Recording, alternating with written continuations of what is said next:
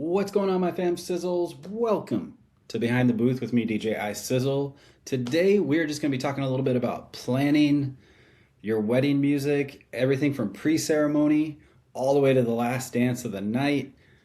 Here's just a few things I've learned over the years. Hopefully, this can help in the process of planning your wedding. When you're choosing your playlist, when you're building your playlist, all these things, pre ceremony music, it's just as important as your cocktail hour music. The pre ceremony is going to set the tone. So, understanding like, do you want instrumentals, like guitar instrumentals? Do you like violins? Would you prefer to just completely not do any of that and just go with like a nice pop contemporary love song playlist? Do you like classic love songs from the 70s, 80s, and 90s? Maybe some 2000s R&B in there. A little mix of everything. The best way I kind of like to look at it is say, if I think about my guests, what kind of music would they like? But also, this is my wedding, so these are my songs. But also add some of those songs that you think your guests would like, or maybe there's some special meaning behind those songs that you met your, future bride or future husband to be. These are some songs that created your love story. So, kind of think about that when you're putting together your playlist. Let's look here. I got some notes here because I didn't want to forget anything that we were going over. I would say. So when it comes to ceremony music, I think that's probably like one of the biggest keys is to choose great wedding party entrance songs as well as a great entrance aisle song as a bride. And then also your exit song is a great song to think about as well. So when it comes to like the bride, like the aisle song, I've done a lot of like remove vocals from certain songs because they're not available online or we can't find them or something like that. So if you hire me or you hire another DJ, see if you have a song that you like, but then when the vocals kick in, you're like, I don't really feel these vocals, but I really like the instrumental. Sometimes choosing a song, you can get your DJ to remove those vocals for you. I've done that a few the last couple of years, and it's been a great success. And it's been really nice, actually. And I know a few of the brides that I've removed the vocals from songs, like they've been super appreciative because they were trying to find the instrumental for hours. And I'm like, man, just ask me. I'll take care of that. I know how to do all these things. So that's something you can also think about, like a customized song that maybe you don't really like the lyrics, but you just want them removed. So that's another thing to think about as far as like your aisle song goes. I know there's a lot of cover song instrumentals you could use as well, but if you like the original, stick with the original, figure out a way to remove those vocals. Something else is your exit song. I've found that like great exit songs are the ones that are like really exciting exit songs, the ones that really build up and then you have some good energy going and everybody can cheer and they can clap for you, stand up and, give you like a great like exit send off and then they'll welcome you back when cocktail hour starts and everything. So I would recommend kind of more of an up song when it comes to your pronounced song. As far as your entrance song, that's another one. Man, pick something with some great energy, something that really like represents you as a couple. Also, I've always found like if you can find a song that's going to set the tone for you, like if you are a couple that has friends and family and we're going to party tonight, do a song that's going to say that in the in the vocals. Do something that's about a party. We're going to get this party started. We're going to have a great time tonight. So something similar to that. If you're not so much that, but maybe you don't dance as much, but all your other friends and family do, then still choose a great upbeat song. But I do recommend with the entrance song, choose something that's really upbeat and gets everybody excited. So when it comes to cocktail hour and dinner, something I always recommend with cocktail hour, I say, this is again, if you're going to have a party crowd, keep the energy up with cocktail hour because people are excited. They just saw you got married. Now they want to have a few drinks. They want to conversate with people, loosen up a little bit, get ready for tonight, get ready for all the festivities that are about to happen. So depending upon what kind of crowd you have, I mean, if this is more of a wine crowd, then maybe keep a little more like wine type music with it. But if this is going to be more of a party crowd, I say keep the energy levels good. I have a music outline. I always make sure that I have everything on there. Like, hey, cocktail hour, what kind of levels do you want? Do you want them up here where people got to yell at each other? You want your levels like right about here where we're talking?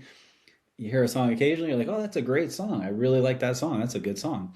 Keep talking, or do you want just really low and you can barely hear it, but it's kind of there. So I always recommend somewhere in here where it's talking level, but it's not up here, but it's somewhere in this area where it's kind of just keeping the energy moving and keeping people talking and flowing and having a good time, good conversation with friends and family. As far as dinner goes, I've DJ'd a lot of like different like restaurants and stuff. And something I found with restaurants is they tell me play upbeat music during dinner. They say we want the customers to eat and then we want them to get moving.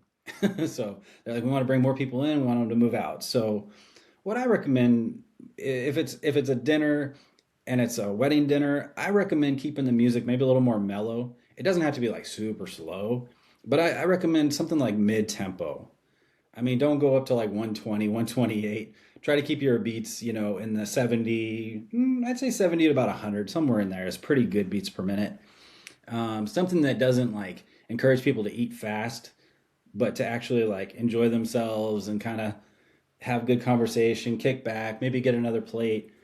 I would recommend definitely a little more like bring the tone down a little bit and then also keep the music a little bit under talking. That way it's not because when people eat, like cocktail hour, everybody's talking and it's pretty loud.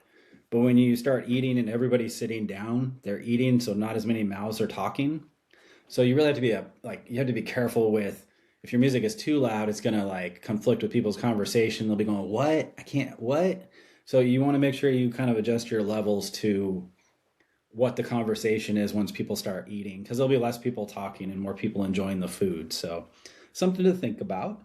Um, Special moments and all this stuff. So I have this all in the music outline. There's all places for what kind of mood you want. Do you have a playlist? Do you have a reference of songs you want to use? So everything's about a vibe, a mood, how you want your guest to feel. All those things are very important when it comes to music and planning it out and everything like that. So I would say for all your special moments, I mean, it's pretty self-explanatory. Like your first dance should be a song that's very special to you as a couple. Maybe it's your song, maybe it's a song that you met and it was playing and you guys both connected with it. Something that, you guys really love. Another thing is if you're a shy couple and you don't want to be out there very long, make sure you let the DJ know that. Like there's a place on my outline that says, how long would you like the song to play? I recommend a minute and a half. The photographer is going to be out there. Sometimes it takes them a moment. Sometimes they don't have the ability to snap 100 shots within a minute and a half. So sometimes you got to give them a little bit of time.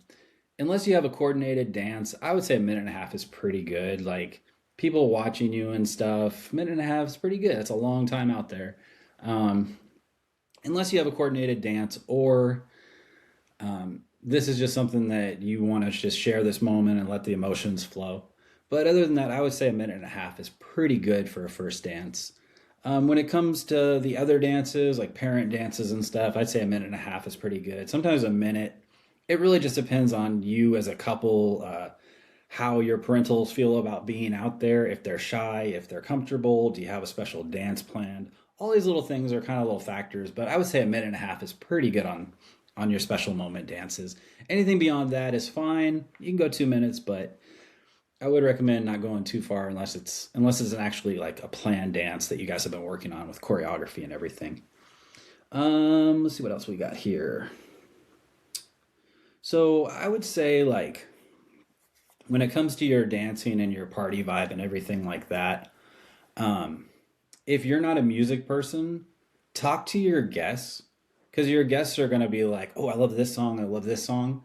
And even if it's not a super popular song, it's still a song that a DJ can kind of reference and then kind of build a playlist around. So coming up with those songs, talk to people talk to your good friends, talk to your bridesmaids, talk to the groomsmen, talk to everybody that's going to be coming to your wedding and maybe even have a place on your reservation, say, hey, do you have any special requests for music?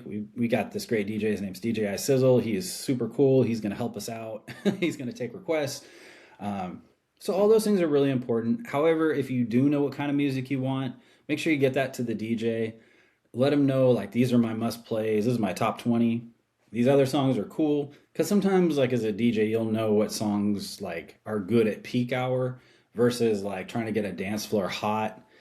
There's a lot of different variations with music and moods and genres and all those things, and like understanding like the first 30, 45 hour of a set is really like targeted to a multi-generational set for the most part. And once you kind of understand that as a DJ, it's like, oh, well, we have to kind of take these songs, put them up front, get these out of the way, and then once everybody's kind of danced out or they're doing other things, if they're older, they'll probably leave a little earlier, depending depending on what kind of year it is and everything. So I always recommend playing all the really popular stuff up front, and then just kind of pulling back and playing what like the bridesmaids want or the groomsmen want.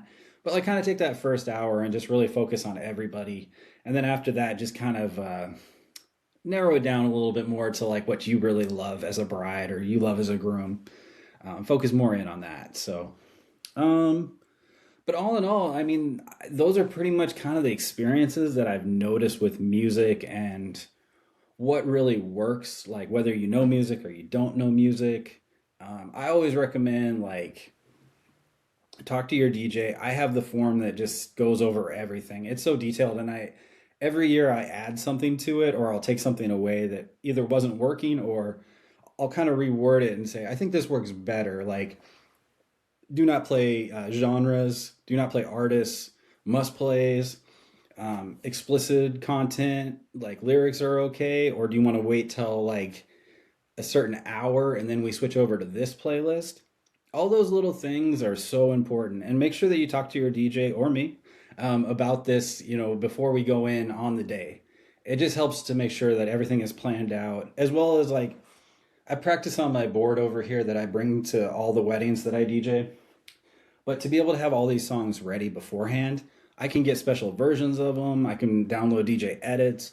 All this stuff is so important. I can practice my mixes back and forth. I can be like, oh, I could try this with this. And just being able to go in beforehand, like prepared, do a little prep work, all that kind of stuff is really important. So that's why I do provide, like I always have a call a week or two before the wedding with every couple, if not the planner of the couple, just to go over the music and to say, hey, let me just make sure I understand everything that you have on this list. Like, this is the correct song here. You gave me the link to this one. Just want to make sure, hey, I didn't get a link for this one. What exactly is the link? Can you send me the link? Because if it's an aisle song and you just wrote in a certain song by a certain artist that may not be super popular, I mean, there's like 100 covers of every song now. Like, there's so many different covers. So understanding that too, like as a DJ, if you're doing ceremony music, like what version did you want? All those kind of things are really important. So that's just a few things I would say. Like, we're in January, we're planning weddings. You're planning your wedding, you're getting ready for August, you're getting ready for September, maybe June, July. Maybe it's not till October or November of this next year, but hey, you want to get planned out, you want to get everything ready. So those are just a few things as a DJ, things that I've learned along the way being a wedding DJ. And I think things that can probably help you out and just kind of go, oh, you know what? I never thought about that. It is a great idea. Oh, that's so simple. But yeah, you're right. That's a super easy idea. Those little things. So yeah, I guess that's going to be it for today's episode. Thank you always so much for listening, for watching. I appreciate it greatly. Make sure you leave a comment. Make sure you leave a like, subscribe. Let me know what you thought of today's podcast. What would you like me to talk about in the future podcasts?